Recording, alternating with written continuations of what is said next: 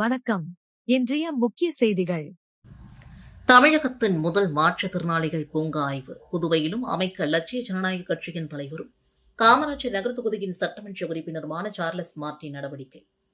கோவையில் போஷ் நிறுவனத்தின் சமூக பொறுப்பு CSR நிதி உதவியுடன் ராக் என்ற தன்னார்வ அமைப்பு மூலமாக மாற்றுத்திறனாளிகள் மற்றும் ஆட்டிசம் பாதிக்கப்பட்ட சிறப்பு குழந்தைகளுக்காக தமிழகத்திலேயே முதன்முறையாக மாற்றுத்திறனாளிகள் சிறப்பு பூங்கா ஆய்வு செய்யப்பட்டது. லட்சிய ஜனநாயக கட்சியின் தலைவரும் காமராஜர் நகர் தொகுதியின் சட்டமன்ற உறுப்பினருமான ஜோஸ் சார்லஸ் மார்டின் அறிவுறுத்தலின் பேரில் புதுவையின் முன்னாள் சட்டமன்ற உறுப்பினர் ரிச்சர்ட் ஜான்குமார், லட்சிய ஜனநாயக கட்சியின் பொதுச் செயலாளர் துரைசுவாமி உள்ளிட்டோர் கலந்து கொண்டு பூங்காவில் செய்யப்பட்டுள்ள வசதிகளை பார்வையிட்டனர். மாற்றுத்திறனாளி மற்றும் ஆட்டிசம் குழந்தைகள் பாதுகாப்பாகவும் மகிழ்ச்சியாகவும் விளையாடும் வகையில் வீல் சேர் அணுகுமுறை வசதிகள், சிறப்பு ஊஞ்சல்கள், இசையுடன் கூடிய விளையாட்டு உபகரணங்கள், உணர்வு திறனை மேம்படுத்தும் விளையாட்டு அம்சங்கள் உள்ளிட்ட பல்வேறு வசதிகள் இந்த பூங்காவில் ஏற்படுத்தப்பட்டுள்ளன. பூங்காவின் செயல்பாடுகள் மற்றும் அதன் பயன்கள் குறித்து அதிகாரிகள் மற்றும் நிர்வாகிகளிடம் விரிவாக கேட்டறிந்த குழுவினர் இதுபோன்ற மாற்றுத்திறனாளிகள் சிறப்பு பூங்காவை புதுவையிலும் அமைக்கும் நடவடிக்கைகளை மேற்கொள்ள உள்ளதாக தெரிவித்தனர். மாற்றுத்திறனாளி குழந்தைகளின் உடல், மன மற்றும் சமூக வளர்ச்சிக்கு துணை புரியும் வகையில் இந்த திட்டத்தை புதுவையிலும் செயல்படுத்த தேவையான முயற்சிகள் மேற்கொள்ளப்படும் என்று லட்சிய ஜனநாயக கட்சியின் தலைவரும் காமராஜர் நகர் தொகுதியின் சட்டமன்ற உறுப்பினருமான ஜோஸ் சார்லஸ் மார்டின் தெரிவித்துள்ளார். மக்கும் குப்பையிலிருந்து ஆர்கானிக் உரம், தொழிற்சாலை கழிவிலிருந்து செங்கற்கள் ஒருங்கிணைந்த பண்ணை மேலாண்மை மையத்தை லட்சிய ஜனநாயக கட்சியின் தலைவரும் காமராஜர் நகர் தொகுதியின் சட்டமன்ற உறுப்பினருமான ஜோஸ் சார்லஸ் மார்டின் சார்பில் பார்வையிட்ட லட்சிய ஜனநாயக கட்சியின் நிர்வாகிகள். லட்சிய ஜனநாயக கட்சியின் தலைவரும் காமராஜர் நகர் தொகுதியின் சட்டமன்ற உறுப்பினருமான ஜோஸ் சார்லஸ் மார்டின் அறிவுறுத்தலின் பேரில் புதுவையின் முன்னாள் சட்டமன்ற உறுப்பினர் ரிச்சர்ட் ஜான்குமார், லட்சிய ஜனநாயக கட்சியின் பொதுச் செயலாளர் துரைசுவாமி தலைமையிலான குழுவினர் ஒருங்கிணைந்த பண்ணை மேலாண்மை மையத்தை பார்வையிட்டனர். அப்போது அம்மாருன் மையத்தின் நிர்வாகி அருண் அங்கு மேற்கொள்ளப்பட்டு வரும் கழிவு மறுசுழற்சி மற்றும் இயற்கை வள ஒருங்கிணைந்த பண்ணை மேலாண்மை பணிகள் குறித்து விளக்கம் அளித்தார். நகரின் பல்வேறு பகுதிகளில் அடுக்குமாடி குடியிருப்புகள், ஹோட்டல்கள் மற்றும் பெரிய நிறுவனங்களில் இருந்து சேகரிக்கப்படும் மக்கும் குப்பைகள் தரம் பிரிக்கப்பட்டு தொழிற்சாலைக்கு கொண்டு வரப்படுகின்றன. பின்னர் அவைகள் மாடுகள் மற்றும் பன்றிகளுக்கு உணவாக வழங்கப்படுகின்றன. இதன் பின்னர் மேலும் பொருட்கள் இயந்திரங்கள் மூலமாக கலவையாக்கி சாணத்துடன் உதிர்ந்த இலைகள் உள்ளிட்ட இயற்கை கழிவுகள் சேகரிக்கப்பட்டு சுமார் 2 மாதங்கள் உலர வைக்கப்படுகின்றன. இதன் மூலமாக தரமான ஆர்கானிக் உரம் தயாரிக்கப்பட்டு விவசாய பயன்பாட்டிற்கு வழங்கப்படுகிறது. மேலும் மைய வளாகத்திலேயே மாடுகளுக்கான தீவனமும் தயாரிக்கப்பட்டு கால்நடை வளர்ப்புடன் இணைந்த மேலாண்மை நடைமுறைகள் பின்பற்றப்படுகின்றன. இதனுடன் பவுண்டரி தொழிற்சாலையில் இருந்து கிடைக்கும் கழிவு மணல் சேகரிக்கப்பட்டு சிமெண்ட் கலவையுடன் இணைத்து செங்கற்கள் தயாரிக்கப்படுகின்றன. இதுவரை சுமார் 70 லட்சம் செங்கற்கள் தயாரிக்கப்பட்டுள்ளதாக நிர்வாகிகள் தெரிவித்தனர். தொழிற்சாலையின் சுற்றுச்சுவர் மற்றும் வளாகத்தில் உள்ள பல்வேறு கட்டுமானங்களும் இந்த செங்கற்களை கொண்டு அமைக்கப்பட்டுள்ளன.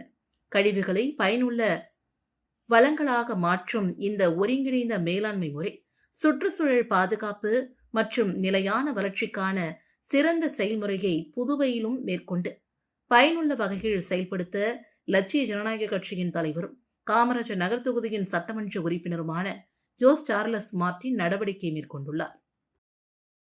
அரசு பள்ளி மாணவர்களுக்கான சீருடை, தையல் கூலி உயர்த்தி வழங்கப்படும் என்று முதலமைச்சர் ரங்கசாமி அறிவித்துள்ளார்.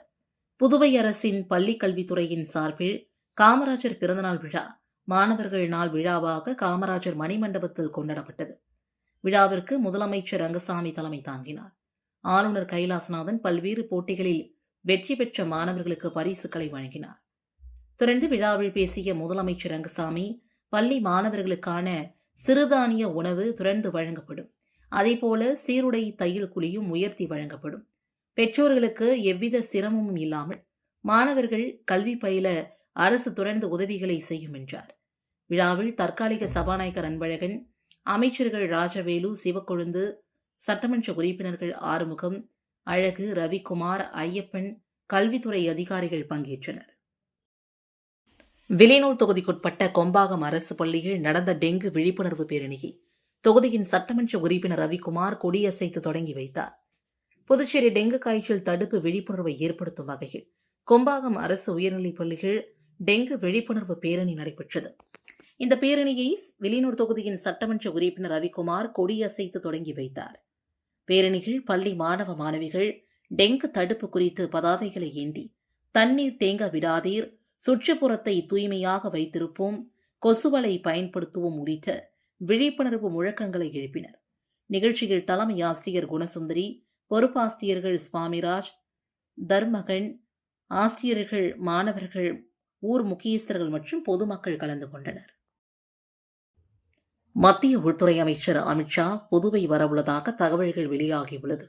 வரும் 18ஆம் தேதி அல்லது 25ஆம் தேதி அவர் புதுவைக்கு வருவார் என்றும் எதிர்பார்க்கப்படுகிறது. இந்திய காவல்துறையின் உயரிய விருதாக ஜனாதிபதியின் வண்ண விருது வழங்கப்படுகிறது. இந்த விருது புதுவை காவல்துறைக்கு வழங்கப்பட்டுள்ளது.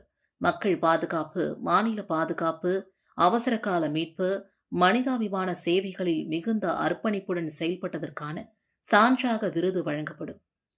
இந்த விருதை புதுவை காவல்துறைக்கு வழங்க மத்திய உள்துறை அமைச்சர் அமித்ஷா புதுவை வரவுள்ளதாக தகவல்கள் வெளியாகியுள்ளது. அவர் 18ஆம் தேதி அல்லது 25ஆம் தேதி புதுவைக்கு வருவார் என்றும் எதிர்பார்க்கப்படுகிறது. இதற்காக புதுவை கோரிமேடு மைதானத்தில் சிறப்பு ஏற்பாடுகள் செய்யப்பட்டு வருகிறது. விழா மேடை, தரைத்தள பணிகள் எஸ்பி நல்லாம் கிருஷ்ணராயு பாபு, இன்ஸ்பெக்டர் பாபு ஆகியோர் தலைமையில் அமைக்கப்பட்டு வருகிறது.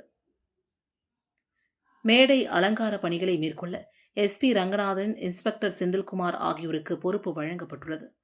காவலர்களும் காலை மாலை நேரங்களில் தீவிர அணிவகுப்பு பயிற்சியில் ஈடுபட்டு வருகின்றனர்.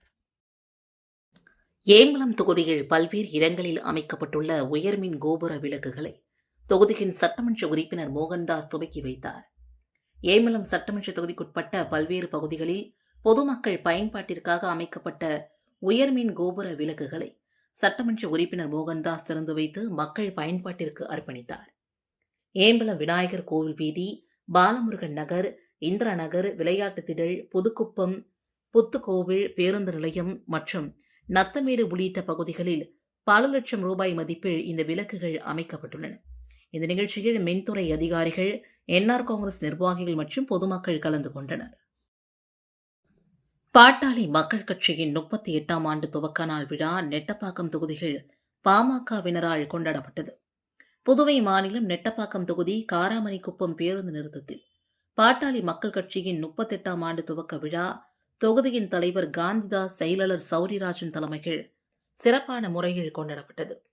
பின்னர் பொதுமக்களுக்கு இனிப்புகள் வழங்கி கொண்டாடினார். பாமக கட்சியின் கொள்கைகள், செயல்பாடுகள் மற்றும் முன்னவர்கள் ஆற்றிய தியாகங்கள் ஆகியவற்றை நினைவு கூர்ந்து கோஷம் எழுப்பினர். இந்த விழாவில் பொறுப்பாளர்கள் குமார், ஆறுமுகம், சபரிநாதன், ஹரிஹரன், புஷ்பராஜ், சதீஷ்குமார், அசோக், சதீஷ், அமர்நாத், பிரபாகரன், அரவிந்த் மற்றும் இளைஞரணி பொறுப்பாளர்கள் அருண், மணிபாலா, சசி, ஆகாஷ், அஜித், பிரவீன், சக்சீன், பிரசாந்த், லோகேஷ், தமிழரசன் ஆகியோர் கலந்து கொண்டனர். உப்பளம் தொகுதிக்குட்பட்ட வானரப்பேட்டையில் ரூபாய் 16.41 லட்சத்தில் சிமெண்ட் சாலை அமைக்கும் பணியினை சட்டமன்ற உறுப்பினர் அன்பழகன் பூமி பூஜை செய்து தொடங்கி வைத்தார்.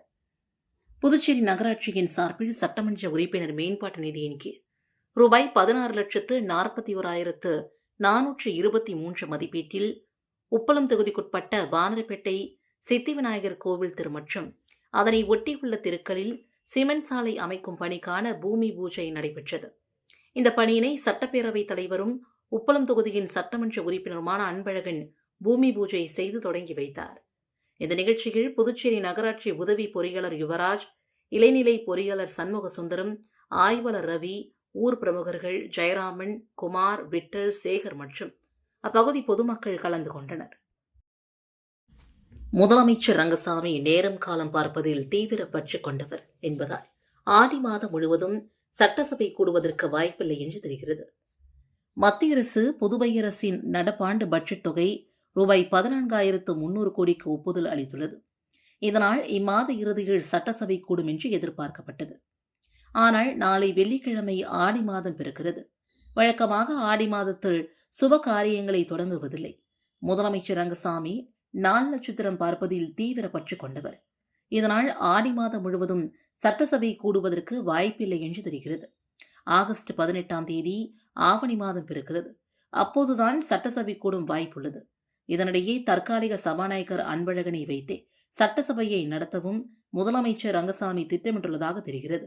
இதுகுறித்து சட்ட வல்லுநர்களுடன் ரங்கசாமி கலந்து பேசியுள்ளார். அப்போது அவர்கள் புதிதாக சபாநாயகர் நியமிக்கும் வரை தற்காலிக சபாநாயகர் பதவியில் நீடிக்கலாம் என்றும் கருத்து தெரிவித்துள்ளனர். புதுச்சேரியில் ரூபாய் 1 லட்சம் சம்பள வேலை தருவதாக கூறி கேரள இளம்பெண்ணிடம் ரூபாய் 5 லட்சம் மோசடி செய்து பாலியல் பலாத்காரம் செய்ததாக தனியார் நிறுவன உரிமையாளரை போலீசார் கைது செய்தனர். புதுச்சேரியில் மாதம் ரூபாய் 1 லட்சம் சம்பளத்தில் பர்சனல் செக்ரட்டரி வேலை வழங்குவதாக கூறி கேரளாவை சார்ந்த இளம்பெண்ணை வரவழைத்த தனியார் நிறுவன உரிமையாளர் அவரிடம் ரூபாய் 5 லட்சம் பெற்று மோசடி செய்ததுடன் அடுக்குமாடி குடியிருப்பில் அடைத்து வைத்து தாக்கி பாலியல் பலாத்காரம் செய்ததாக புகார் எழுந்துள்ளது. கேரளாவை சார்ந்த இளம்பெண் அளித்த புகாரின் அடிப்படையில் கடலூர் மாவட்டத்தை சார்ந்த தனியார் நிறுவன உரிமையாளர் லட்சுமிகாந்தன் வயது 42 என்பவரை கிருமாம்பாக்கம் போலீசார் பல்வேறு பிரிவுகளின் கீழ் வழக்கு பதிவு செய்து கைது செய்தனர். வேலை வாங்கி தருவதாக நம்ப வைத்து பணம் பெற்றதுடன் முதலமைச்சர் மற்றும் காவல்துறை உயர் அதிகாரிகளிடம் செல்வாக்கு இருப்பதாக மிரட்டி கொடுமைப்படுத்தியதாகவும் புகாரில் தெரிவிக்கப்பட்டுள்ளது. கைது செய்யப்பட்ட லட்சுமிகாந்தன் நீதிமன்றத்தில் ஆஜர்படுத்தப்பட்டு காலாப்பட்டு மத்திய சிறையில் அடைக்கப்பட்டார். இந்த சம்பவம் புதுச்சேரியில் பெரும் பரபரப்பை ஏற்படுத்தியுள்ளது. போலீசார் தொடர்ந்து விசாரணை மேற்கொண்டு வருகின்றனர். வெளியூர் தொகுதிக்குட்பட்ட ஒதியம்பேட்டில் ரூபாய் 72 லட்சம் மதிப்பிலான குடிநீர் திட்டப் பணிகளை தொகுதியின் சட்டமன்ற உறுப்பினர் ரவிக்குமார் திறந்து வைத்தார். வெளியூர் கொம்யூன் பஞ்சாயத்துக்குட்பட்ட ஒதியம்பட்டு மகேஸ்வரி நகர் விரிவாக்கம் மற்றும் விஸ்வேஸ்வரி நகர் பகுதிகளில் ரூபாய் 72 லட்சம் மதிப்பில் நிறைவேற்றப்பட்ட புதிய குடிநீர் திட்டப் பணிகளை வெளியூர் தொகுதியின் சட்டமன்ற உறுப்பினர் ரவிக்குமார் திறந்து வைத்து பொதுமக்கள் பயன்பாட்டிற்கு அர்ப்பணித்தார். இந்த திட்டத்தின் கீழ் புதிய ஆழ்துளை கிணறு, நீரொந்து மோட்டார், மின்னாக்கி, குடிநீர் விநியோக குழாய்கள், வீட்டு இணைப்புகள் மற்றும் சாலை சீரமைப்பு பணிகள் மேற்கொள்ளப்பட்டுள்ளன. இதன் மூலமாக சுமார் 1500 பேர் சீரான குடிநீர் வசதி பெறுவார்கள் என்று தெரிவிக்கப்பட்டது. இந்த நிகழ்ச்சியில் பொதுப்பணித்துறை அதிகாரிகள் மற்றும் அப்பகுதி பொதுமக்கள் கலந்து கொண்டனர். புதுச்சேரியில் 5 பேர் மோசடி கும்பலிடம் ரூபாய் 71,000 இழந்திருக்கிறார்கள். புதுச்சேரி பெரிய காலாப்பட்டை சார்ந்தவரை தொடர்பு கொண்ட மர்ம நபர் வங்கி அதிகாரி போல் பேசி வங்கியின் மூலமாக புதிய ஏடிஎம் கார்டு வழங்க உள்ளதாக கூறி ஓடிபி கேட்டுள்ளார். அதை நம்பி அவர் தனது வங்கியின் அனைத்து விவரங்கள் மற்றும் ஓடிபியை தெரிவித்துள்ளார். அதன் பின்பு சிறிது நேரத்தில் அவரது வங்கிக் கணக்கில் இருந்து ரூபாய் 36,400 எடுத்துவிட்டனர். இதேபோல புதுப்பேட்டையை சார்ந்தவர் 9,500, நாகர்குளத்தை சார்ந்தவர் 4,800, கிருமாம்பாக்கத்தை சார்ந்தவர் 20,000, நயினார் மண்டபத்தை சார்ந்த பெண் 1000 என 5 பேர் மோசடி கும்பலிடம் ரூபாய் 71,700 இழந்திருக்கிறார்கள். இதுகுறித்த புகார்களின் அடிப்படையில் புதுச்சேரி சைபர் கிரைம் போலீசார் வழக்கு பதிந்து விசாரித்து வருகின்றனர். இத்துடன் செய்திகள் நிறைவடைந்தன. வணக்கம்.